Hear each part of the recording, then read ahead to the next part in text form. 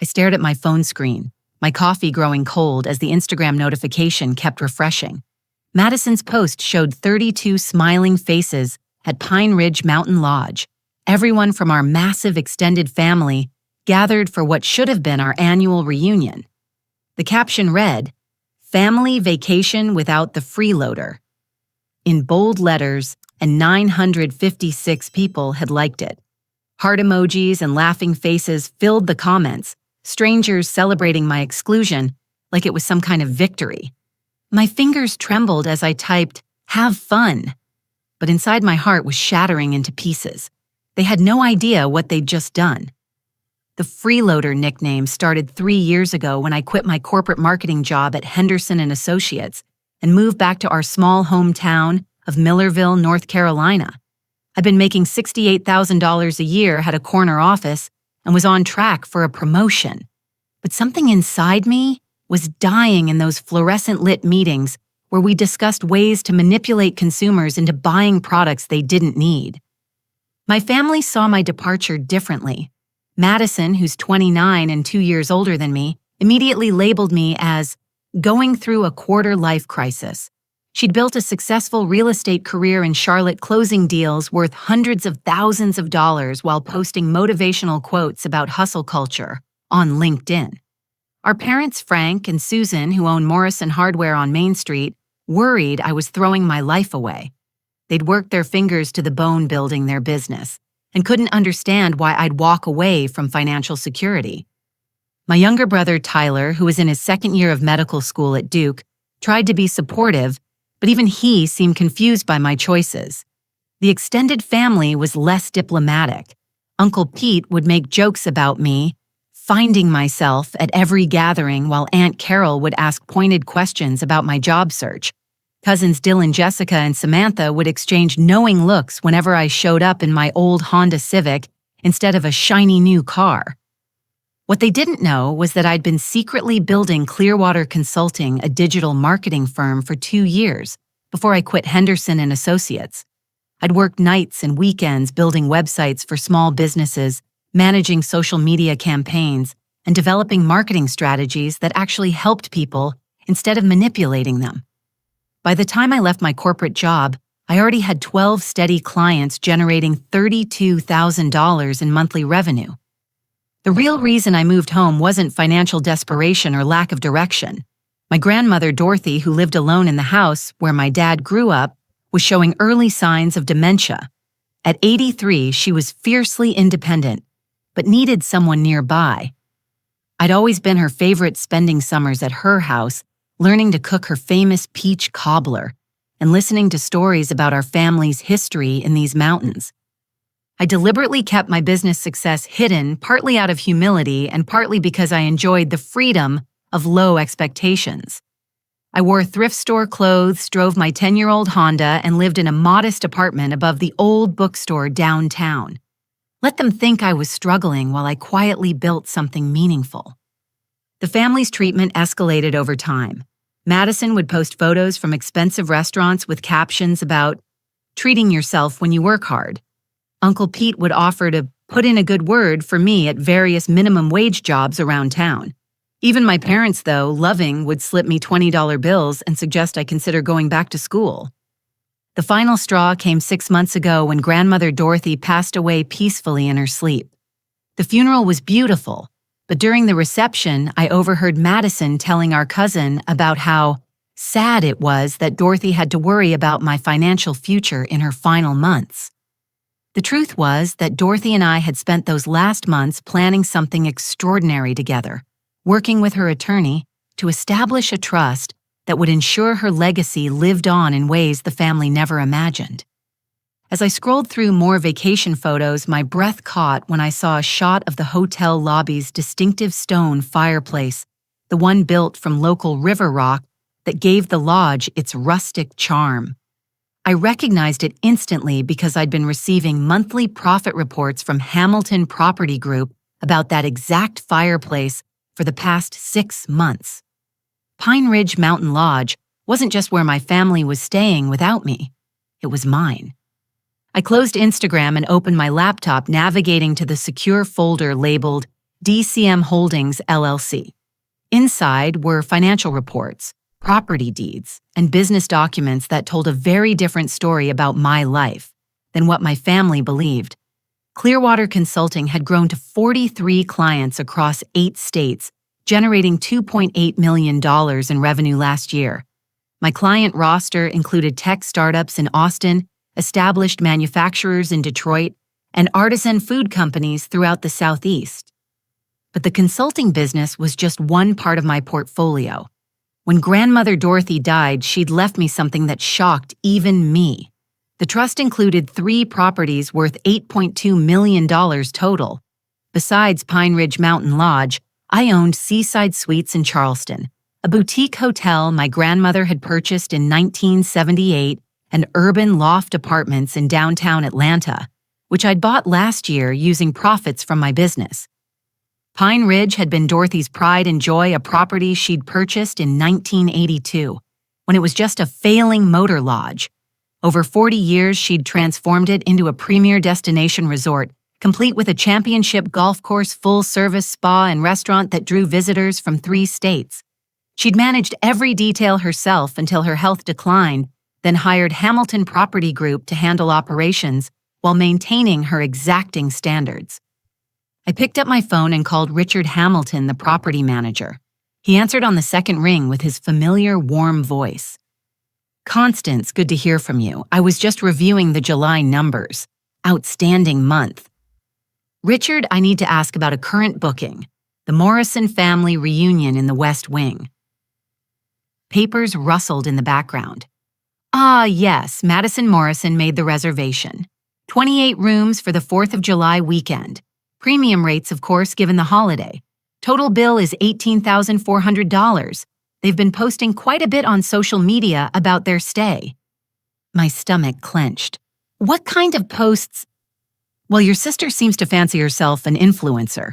She's been documenting everything, positioning herself as some kind of family leader who made tough decisions about guest lists, gaining quite a following actually with her whole tough love narrative." I pulled up Madison's Instagram again, seeing it through new eyes. She wasn't just celebrating my exclusion, she was building her personal brand around it. Her follower count had jumped to 12,000, and sponsors were starting to notice. She'd turned my pain into her profit. "Richard, has there been any issues with the family's stay?" He hesitated. "Well, nothing that would normally warrant owner attention, but since you asked, your sister posted a negative review yesterday about our inexperienced staff and demanded complimentary spa services. She's threatening a scathing review if we don't provide additional amenities beyond what she's already paid for." My blood ran cold. Madison was publicly criticizing my business, my employees, and my grandmother's legacy while staying in rooms I provided. She was demanding free services from staff whose paychecks I signed. "There's also been some concerning behavior from other family members," Richard continued carefully. "Security mentioned an incident with artwork in one of the rooms, and our restaurant manager has had to address some complaints about inappropriate conduct." This changed everything. Madison wasn't just excluding me from family events, she was actively damaging my business reputation while benefiting from my hospitality. The irony was staggering, but the disrespect was unforgivable. "Richard, I need you to pull up our guest conduct policies, specifically the clauses about social media defamation and inappropriate behavior toward staff." "I can do that. Are you considering invoking the owner's privilege clause?" The owner's privilege clause. I'd almost forgotten about it. Dorothy had insisted on including it in all our hotel policies after a particularly difficult group in 1996 nearly destroyed the restaurant in a drunken brawl. It allowed the owner to revoke reservations immediately for conduct detrimental to the property's reputation or staff well-being. "Send me a full report on all incidents involving the Morrison party. Every complaint, every demand, every inappropriate interaction. I want documentation of everything." "I'll have that to you within the hour." As I waited for Richard's report, I researched the Sanders family from Texas, who'd been calling about availability. William and Patricia Sanders were celebrating their 25th wedding anniversary with their 3 children. Their original hotel booking fell through when a kitchen fire closed their reserved property, and they'd been desperately searching for accommodations for weeks. They'd offered to pay double our standard rates and had submitted references from previous hotels, praising their respectful conduct and generous tips. My family was teaching my staff to expect rudeness and entitlement. The Sanders family would remind them why hospitality was such a rewarding profession. When Richard's report arrived, I felt sick reading the details. Uncle Pete had attempted to take a valuable landscape painting from his room, claiming it was a souvenir when confronted by housekeeping. Madison had berated a 19-year-old front desk clerk for 10 minutes because her room's Wi-Fi password needed to be reset. Cousin Dylan had left his bathroom in such a disgraceful state that our cleaning crew required hazmat protocols. But the final straw was Madison's most recent Instagram story filmed in the hotel lobby. She was instructing her followers on how to get what you deserve from luxury hotels by making demands and threatening negative reviews. She was literally teaching people to abuse hospitality workers while being hosted in my establishment. The notification sound from my phone made me jump. Madison had tagged Pine Ridge Mountain Lodge in a new post complaining about substandard service and promising her followers a detailed review of everything wrong with the property. She'd crossed the line from personal cruelty into business sabotage. I called Richard back. Prepare checkout notices for all Morrison family rooms. They have until noon tomorrow to vacate the property. Cite the social media defamation clause, inappropriate conduct towards staff, and attempted theft of property. Make sure everything is documented according to our legal protocols. All of them, Richard asked quietly. Every single room. I stayed awake until 3 a.m. watching Madison's Instagram stories update in real time. The family was having dinner at Riverside, our award-winning restaurant, where Chef Marcus had been serving refined mountain cuisine for 8 years. Madison filmed herself sending back a perfectly prepared trout dish, twice claiming it was beneath her standards, while her followers cheered her on for not settling for mediocre. At 6:30 a.m., I called each department head at Pine Ridge to check on the situation and gather final documentation for the evictions. Chef Marcus sounded exhausted. Miss Constance, in all my years here, I've never had guests be so deliberately disruptive. The woman sent back 3 different entrees last night, not because anything was wrong, but because she wanted content for her social media. My sous chef almost walked out. Lisa from the concierge desk was equally frustrated. The older gentleman tried to get free golf lessons by claiming his sister-in-law was influential in hospitality. When I explained our pricing, he accused me of discrimination against family guests. I've never been spoken to like that in 15 years of hospitality work. The final call was to Janet, our housekeeping supervisor. One of the younger guests threw a genuine tantrum about our towel thread count, claiming we were false advertising luxury accommodations. Then he dumped an entire ice bucket on the bathroom floor and demanded different linens because these were obviously cheap. Constance, these towels are 800 thread count Egyptian cotton that cost us $90 each. Each conversation reinforced my decision. This wasn't just about hurt feelings anymore. My family was systematically abusing every employee at the property while broadcasting their entitlement to thousands of social media followers. At 8 a.m. sharp, Richard began delivering the checkout notices. I listened on speakerphone as he knocked on Madison's door first. "Good morning, Ms. Morrison. I have an important notice regarding your reservation." "This better be about those spa appointments I requested yesterday." Madison's voice carried through the door. "I've been very patient with your staff's incompetence." "Ma'am, I need to inform you that your reservation is being terminated effective noon today. You and your party have until 12 p.m. to vacate the premises." The silence lasted 10 seconds before Madison exploded. "Are you insane? Do you have any idea who I am? I have over 12,000 followers watching my every move here. You just made the biggest mistake of your pathetic career." The notice details specific policy violations, including defamation of the property on social media, inappropriate treatment of staff, and attempted theft of artwork. Legal documentation is attached. Legal documentation, I'll sue this dump into the ground. Get me the owner's phone number right now or I'm calling my attorney. The owner has been fully briefed on the situation and supports this decision entirely. I heard Madison's phone immediately start dialing. Within minutes, my phone rang with her number. I let it go to voicemail, then listened to 2 minutes of threats, demands, and accusations that made me grateful for the legal protections surrounding the eviction process. The family's initial reactions played out exactly as I'd expected. Uncle Pete tried to intimidate Richard with claims about knowing important people in the tourism industry. Aunt Carol demanded to speak to someone higher up the chain, because clearly this was all a misunderstanding. Dylan attempted to record confrontations with staff to build a harassment case, but Richard's team handled everything with professional calm while documenting every interaction. But Tyler surprised me. He called the front desk personally to apologize for his family's behavior and ask for guidance about settling any additional charges they might have incurred. His humility stood in sharp contrast to everyone else's outrage.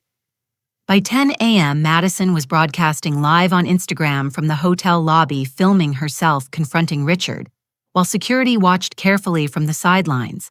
She played the victim perfectly, claiming discrimination and promising her followers that she'd expose the hotel's illegal practices.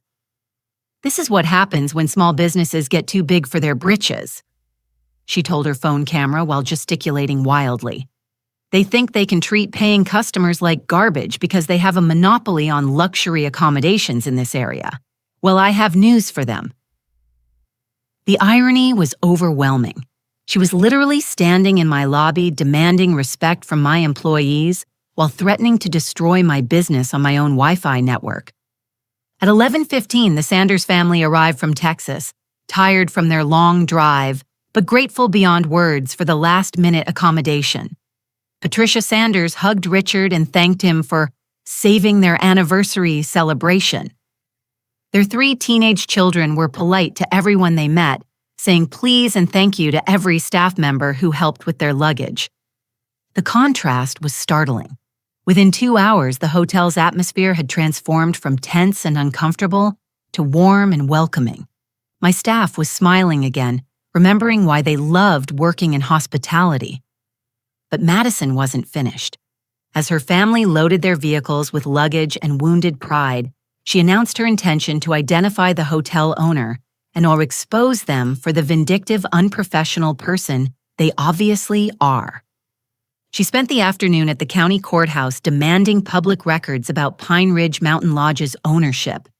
I watched her Instagram stories as she documented her investigation for some promising followers that she'd reveal the coward hiding behind corporate entities.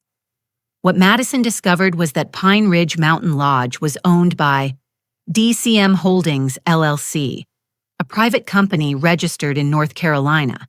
But she didn't know that DCM stood for Dorothy Catherine Morrison, my grandmother's full name. She posted about the mysterious shell company and vowed to expose their shady business practices, completely unaware that she was promising to destroy her own sister's inheritance. Her followers ate it up, sharing her posts and adding their own stories about supposedly unfair treatment at various businesses. Madison was building a movement around consumer revenge, and I was her primary target. The situation had evolved from family drama into something much more serious. Madison wasn't just hurt or angry. She was systematically trying to damage my livelihood while positioning herself as a champion for wronged customers. She'd turned our family conflict into her personal brand, and she had no idea she was declaring war on her own sister. Tuesday morning at 6 a.m., I called Richard with explicit instructions. "We're invoking the owner's rights clause based on documented policy violations. I want formal checkout notices delivered to every Morrison family room immediately." All 28 rooms. Every single one. They have until noon to vacate.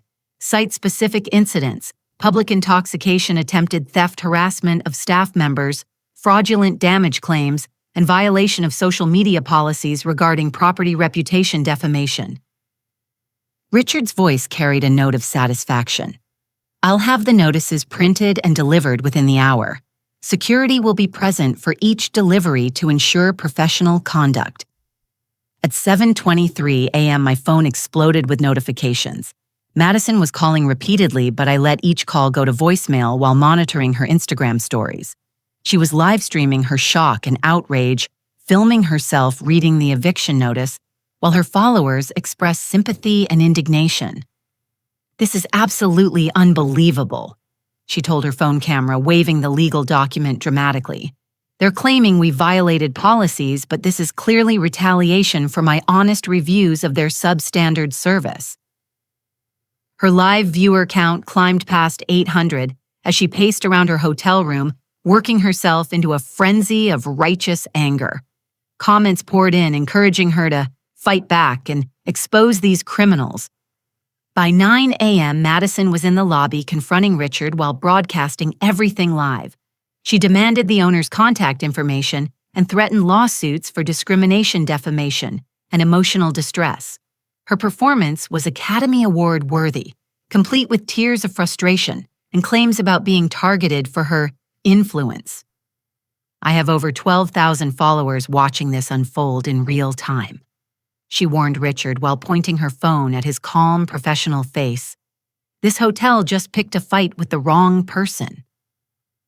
Richard maintained perfect composure, explaining that all policies were clearly stated in the reservation agreement and that the decision was final. He offered assistance finding alternative accommodations and partial refunds for the inconvenience, which only seemed to inflame Madison's anger further. The family's reactions varied dramatically.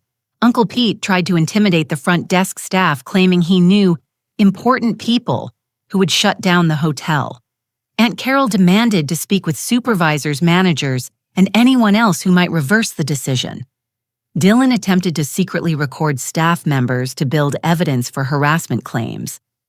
But Tyler shocked everyone by approaching Richard privately to apologize for his family's behavior.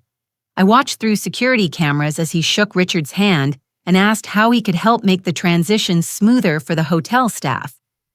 By noon, the Morrison family caravan was pulling out of the parking lot while Madison filmed their forced exodus for social media. She promised her followers a detailed exposé of the hotel's illegal practices and vowed to ensure that no other family would be treated this way. The Sanders family from Texas arrived that afternoon exhausted from their long drive, but overwhelmed with gratitude for our last-minute accommodation. Patricia Sanders hugged Lisa at the concierge desk and thanked her for saving their 25th anniversary celebration. We've been planning this trip for 2 years, William Sanders explained to Richard while his teenage children politely waited nearby. When our original hotel had that kitchen fire, we thought we'd have to cancel everything. The contrast was immediate and striking. Within hours, the hotel's atmosphere had transformed from tense and uncomfortable to warm and welcoming. Staff members were smiling again, remembering why they'd chosen careers in hospitality. Chef Marcus sent up a complimentary anniversary cake for the Sanders family, something he'd been too stressed to do for any guests during the Morrison occupation. But Madison's investigation was just beginning. That afternoon, she drove to the Millerville County Courthouse with her phone camera rolling, documenting her quest to unmask the coward who destroyed our family vacation.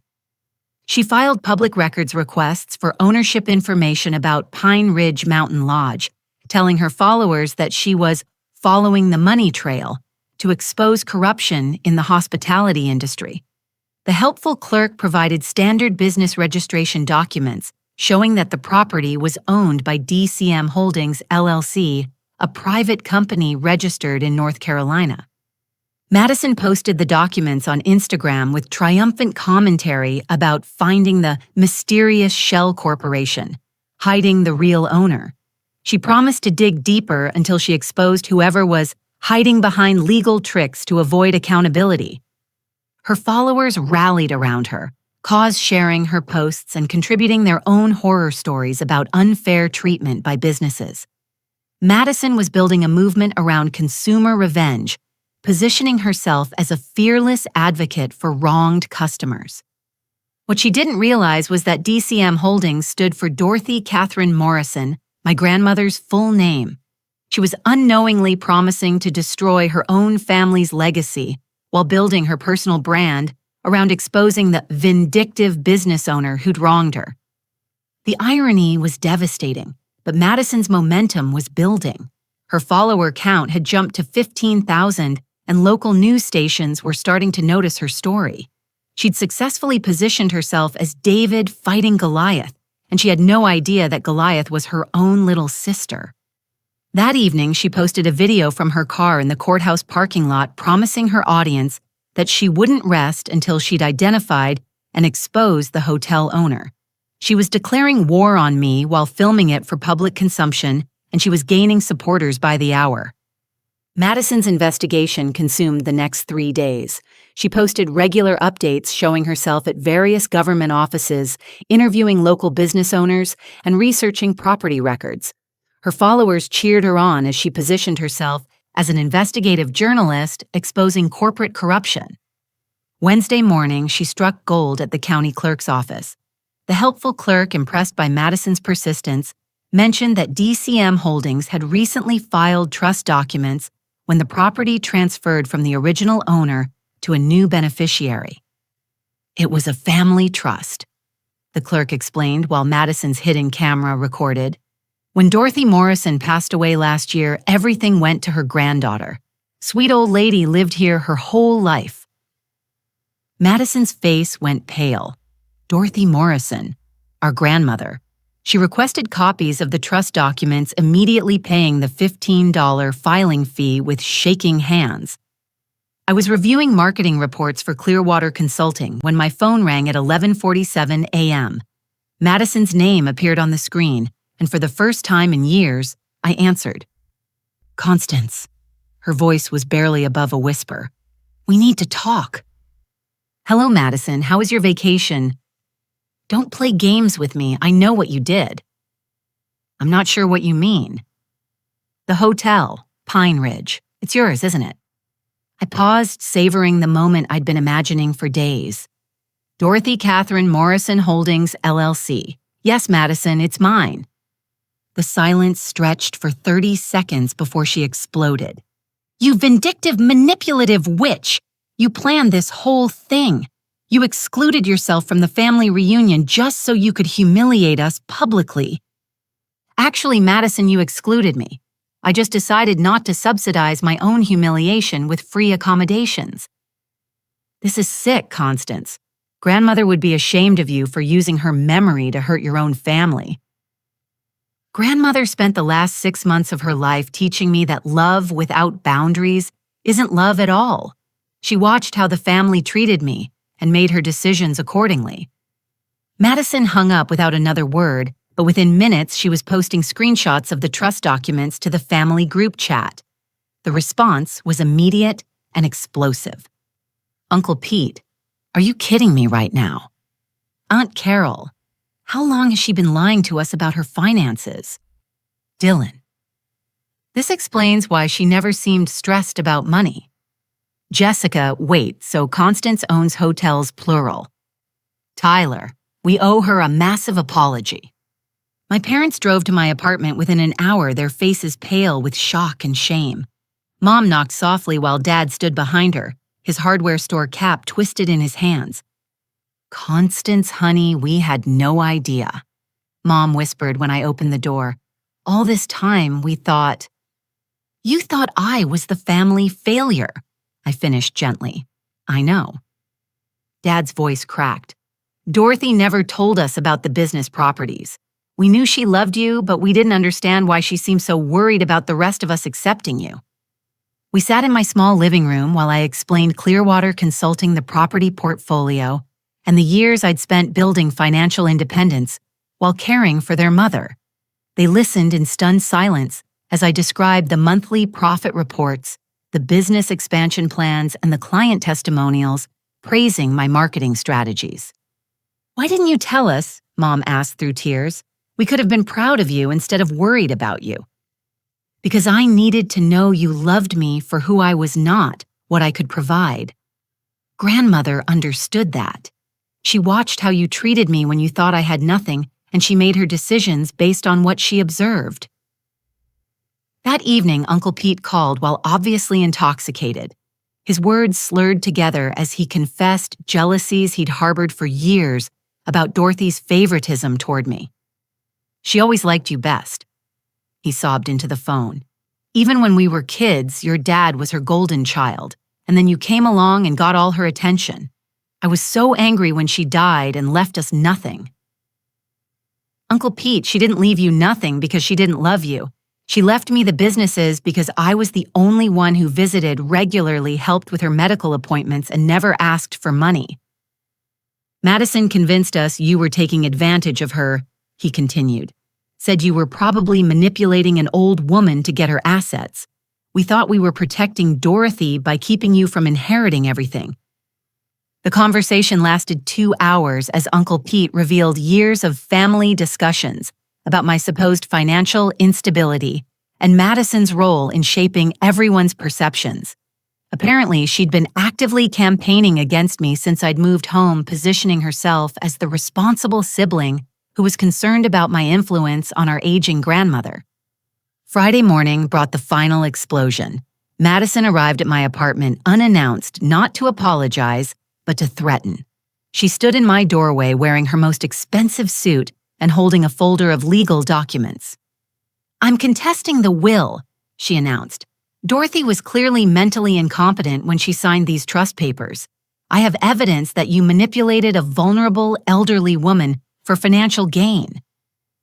She handed me papers from a lawyer in Charlotte, alleging that the trust was invalid due to undue influence and mental incapacity. The legal claims were serious enough to freeze the assets pending investigation. "I'm also posting a full expose on social media about your fraudulent business practices," she continued. "Hiding your wealth while accepting charity from family members constitutes fraud in the court of public opinion." But Madison had underestimated my grandmother's preparation. Dorothy had worked with her attorney for 18 months to ensure the trust would withstand any legal challenges. Medical records, competency evaluations, and detailed documentation of her decision-making process were all part of the legal package. More importantly, she'd left me a personal letter explaining her reasoning in heartbreaking detail. As I read Dorothy's careful handwriting aloud, Madison's confident facade began cracking. "Constance is the only family member who visits without asking for money. She helps with doctor appointments, grocery shopping, and household repairs without being asked. Most importantly, she listens to my stories without checking her phone or making excuses to leave early. She loves me for who I am, not what I can provide." Madison's legal threats suddenly seemed hollow in the face of my grandmother's documented testimony about our relationship. But her public relations campaign was just beginning, and she had 15,000 social media followers ready to support her fight against the greedy sister who stole their family business. Madison's social media campaign launched Friday afternoon with a professionally produced video explaining her investigation into Pine Ridge Mountain Lodge. She'd edited hours of courthouse footage into a compelling narrative about corporate greed and family betrayal, positioning herself as a whistleblower exposing corruption. The video went viral immediately. Local news stations picked up the story, framing it as "Family business drama exposes hospitality industry secrets." Madison scheduled interviews with 3 television reporters and created a GoFundMe campaign for her legal battle against corporate manipulation. By Sunday, the negative publicity had caused real damage. 7 families canceled their Pine Ridge reservations, citing concerns about unethical business practices and family drama affecting service quality. Richard reported that our online reviews were being flooded with 1-star ratings from people who'd never stayed at the property. I called my business attorney, Patricia Chen, who'd handled the trust documentation and understood the legal protections Dorothy had built into the inheritance structure. Madison's claims about mental incompetency won't hold up in court, Patricia explained. Your grandmother had 3 separate psychological evaluations confirming her mental capacity, plus detailed video recordings explaining her decisions. But the public relations damage could be significant. What are my options? We can sue for defamation, but that might escalate the media attention. Alternatively, we can release some of the documentation that shows your grandmother's careful planning and clear mental state. I chose a different strategy. Tyler had been privately supporting me throughout the crisis, and his social media presence carried weight with our extended family.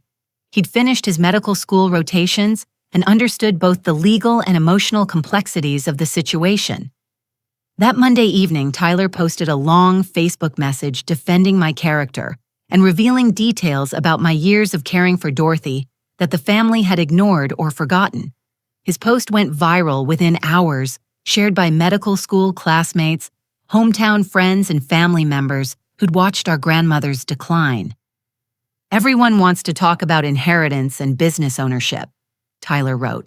But I watched Constance drive 2 hours each way every weekend for 3 years to take our grandmother to doctor appointments. I saw her grocery shopping lists that included Dorothy's favorite foods alongside her own basics. When grandmother fell and broke her hip, Constance took family medical leave from her consulting work to provide full-time care during recovery. His post included photos I'd forgotten about me helping Dorothy with physical therapy exercises, cooking together in her kitchen, reading on her front porch during summer evenings. The images told a story of genuine affection and daily caregiving that contradicted Madison's narrative about financial manipulation. The response was overwhelming. Hundreds of comments poured in from people sharing their own experiences with elderly family members and praising my dedication. Several local business owners posted about their positive experiences, with Clearwater Consulting describing my professionalism and community involvement. But Madison wasn't finished. She hired a crisis management firm to help coordinate her media strategy, positioning herself as a victim of wealthy family members who abuse legal systems to silence critics. She appeared on 2 morning television shows crying on camera while describing the trauma of discovering her sister's deception. The breaking point came when Madison targeted my individual clients, posting their business names online and encouraging her followers to boycott companies that supported unethical marketing practices. She was trying to destroy my consulting business along with my reputation. That's when I decided to fight back with the full truth. I released Dorothy's personal letter to the local newspaper along with medical records, proving her mental competency and legal documentation showing the 18 months of careful planning that went into the trust structure. The letter was devastating in its clarity and affection, describing years of family dynamics that painted Madison's behavior in an entirely different light. Constance never asks for money, never expects special treatment, and never makes me feel like a burden, Dorothy had written. She visits because she enjoys my company, not because she wants something from me. I'm leaving her the businesses because she's earned them through years of genuine love and support. The newspaper article changed public opinion overnight. Madison's narrative of family betrayal collapsed when confronted with documentary evidence of my grandmother's careful decision-making and detailed observations about each family member's behavior. More damaging to Madison's credibility was the revelation that she'd been spreading false information about my financial situation for years, deliberately undermining my relationships with other family members, while positioning herself as the responsible, successful sibling. Local business leaders who'd known Dorothy personally began speaking out about her mental sharpness and careful attention to detail right up until her death. The suggestion that she'd been manipulated or incompetent was not only legally unsustainable, but personally insulting to community members who'd respected her for decades. Madison's crisis management firm quietly dropped her as a client when the evidence became overwhelming. Her follower count began declining as people realized they'd been supporting false accusations against a grieving family member. But the final blow came from an unexpected source. Jessica, our youngest cousin, posted her own social media confession about the family's treatment of me over the years. She'd been collecting screenshots of group chat conversations where Madison had actively encouraged negative opinions about my choices and financial situation. "I'm ashamed of how we treated Constance," Jessica wrote. "Madison convinced us that she was taking advantage of grandmother Dorothy, but the truth is that Constance was the only one who provided real care and support without expecting anything in return." The family's unified front against me crumbled as individual members began reaching out privately to apologize and distance themselves from Madison's public campaign. Uncle Pete posted a public apology on Facebook admitting his own jealousy and acknowledging the years of genuine care I'd provided to Dorothy. Madison's legal challenges dissolved when faced with overwhelming documentation of Dorothy's competency and careful planning. Her public relations campaign collapsed when confronted with testimony from family members who'd witnessed years of her manipulation and my genuine caregiving. But the most devastating blow was personal. During a family meeting organized by our parents, Madison was forced to confront the documented evidence of her years-long campaign to undermine my relationships and reputation within the family. "I was jealous," she finally admitted through tears. "You always seemed so confident and independent, like you didn't need any of us. I thought if I could prove you were failing, it would make my own success seem more meaningful." The admission was heartbreaking in its honesty, but it also revealed the depth of damage she'd caused through years of systematic manipulation. The family had to confront their own roles in accepting her narrative without questioning its accuracy or fairness. 6 months later, I stood in the renovated conference room at Pine Ridge Mountain Lodge, watching my family work together to prepare for our first annual Morrison Family Business Summit. The transformation had been remarkable, but it hadn't happened overnight. Madison had spent 3 months in therapy working through the insecurities and competitive dynamics that had driven her destructive behavior. Her therapist helped her understand how her need for validation had led her to tear down others instead of building herself up. She'd also enrolled in courses on digital marketing ethics after realizing how her social media influence had been used to spread misinformation. She now worked part-time as Pine Ridge's social media coordinator, using her skills to promote the business authentically instead of manipulating public opinion. Her posts featured real guests, sharing genuine experiences, staff members explaining their dedication to hospitality, and behind-the-scenes content that showcased the care and attention that went into every aspect of the lodge's operations. "I spent years building my personal brand around being better than other people," Madison explained to our family during one of our monthly meetings. "I didn't realize that real success comes from lifting others up, not putting them down." Tyler had taken a gap year between medical school and residency to help establish the Morrison Family Foundation, a charitable organization that supported elderly care services throughout our region. His medical training combined with his newfound understanding of family caregiving dynamics made him the perfect person to develop programs that would honor Dorothy's memory while helping other families navigate similar challenges. Our parents had become my closest business advisors, applying their decades of small business experience to help expand the hospitality portfolio while maintaining the personal touch that made each property special.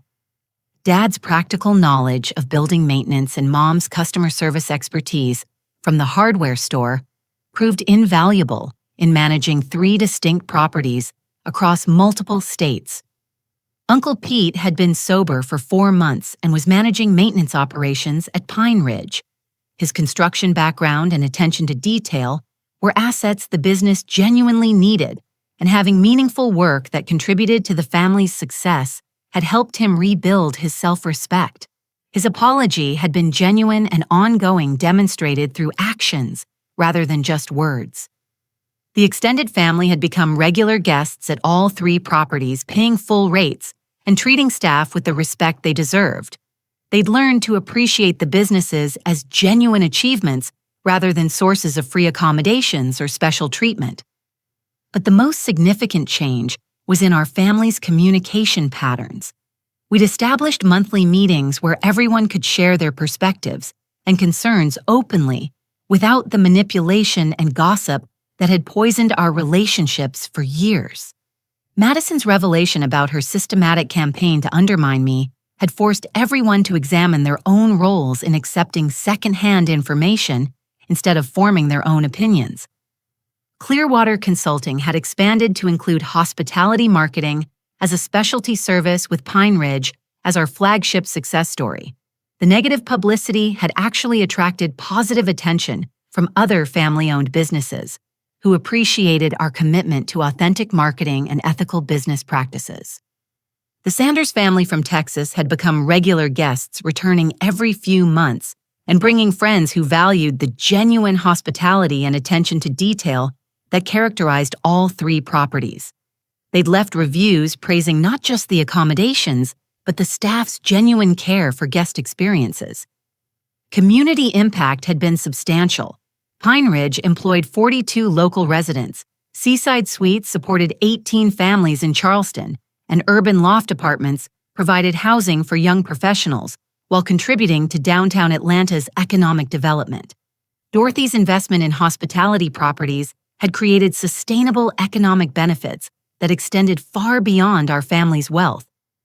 On the anniversary of Dorothy's death, we planted a memorial garden at Pine Ridge, featuring her favorite mountain laurel and native wildflowers.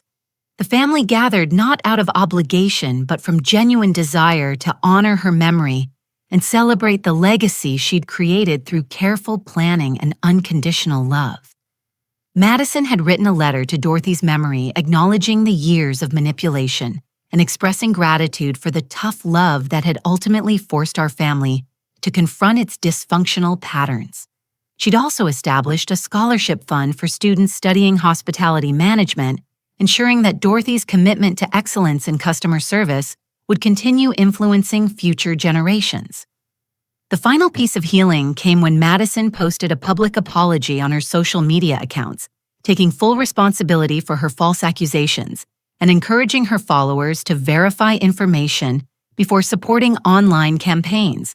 She used her platform to promote media literacy and ethical social media practices, turning her previous mistakes into educational opportunities for others.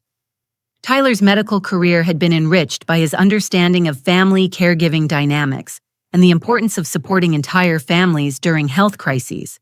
He planned to specialize in geriatric medicine, inspired by watching me care for Dorothy and understanding how family relationships affect elderly patients' well-being.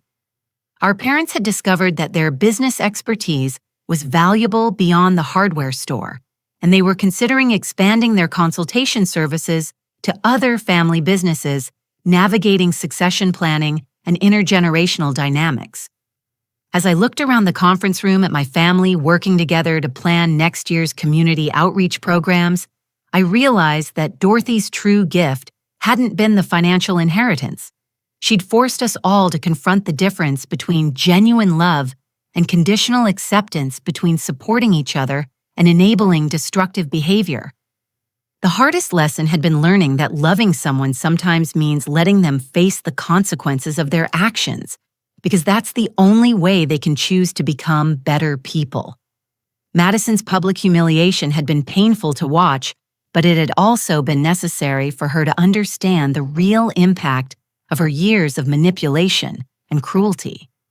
Dorothy had known all along that our family needed to experience genuine crisis before we could appreciate genuine healing. She'd structured the inheritance to ensure that we couldn't simply continue our dysfunctional patterns while benefiting from her generosity. The business success was satisfying, but the family reconciliation was transformative. We'd learned to communicate directly instead of through gossip and manipulation, to support each other's actual achievements instead of tearing each other down, and to appreciate the difference between earned respect and automatic entitlement. Madison's Instagram account now featured content about family business operations, ethical marketing practices, and the importance of mental health support during major life transitions. Her follower count had stabilized at 8,000 people who valued authentic content over manufactured drama. Most importantly, we'd all learned that financial success without genuine relationships is hollow, but that genuine relationships require honesty, boundaries, and mutual respect. Dorothy's legacy lived on not just in the profitable businesses she'd left behind, but in the family dynamics she'd forced us to heal. As we finished planning next quarter's marketing strategies, Madison looked up from her laptop and smiled at me across the conference table. "Constance, I know I can never fully make up for the years I spent trying to tear you down, but I want you to know that working alongside you has taught me more about real success than anything else I've ever done." The sentiment was genuine, but more importantly, it was backed up by consistent actions over months of rebuilding trust and demonstrating change. I smiled back at her, remembering the pain of that original Instagram post, but also appreciating the journey it had started. "Madison, the fact that you're willing to do the hard work of changing instead of just apologizing means everything." Tyler raised his coffee mug in a toast. "To Grandmother Dorothy, who loved us enough to force us to grow up." We all raised our mugs, laughing and crying simultaneously as we honored the woman who'd saved our family by refusing to enable our worst behaviors. Looking back, that Instagram post about the family vacation without the freeloader had been the catalyst for the most important growth our family had ever experienced. Sometimes the most painful moments lead to the most necessary changes, and the strongest families are the ones that survive genuine crisis together. Dorothy had given us the ultimate gift, the opportunity to choose love over pride, growth over comfort, and genuine success over the appearance of success. The inheritance was just money and property, but the lessons we'd learned about family, respect, and genuine love would last forever. Now I want to hear from you. Have you ever been in a situation where setting firm boundaries with family members actually helped heal your relationships in the long run? Sometimes the people we love most need to experience real consequences before they can recognize their harmful behaviors. What's the most difficult but necessary conversation you've had with someone you care about? Share your story in the comments below. And remember that choosing difficult growth over comfortable dysfunction is always worth it in the end. If this story resonated with you, please hit that like button to show your support for families who choose healing over harmony. Don't forget to subscribe for more stories about real people facing difficult choices and finding the courage to do what's right instead of what's easy. And please share this video with anyone who might need encouragement to set healthy boundaries with people they love. Thank you for taking this journey with me today. Remember that genuine love sometimes requires tough decisions, but the families that survive those challenges together come out stronger, closer, and more authentic than ever before. Until next time, keep choosing courage over comfort and keep believing that the people you love are capable of growth when they're given the right motivation to change.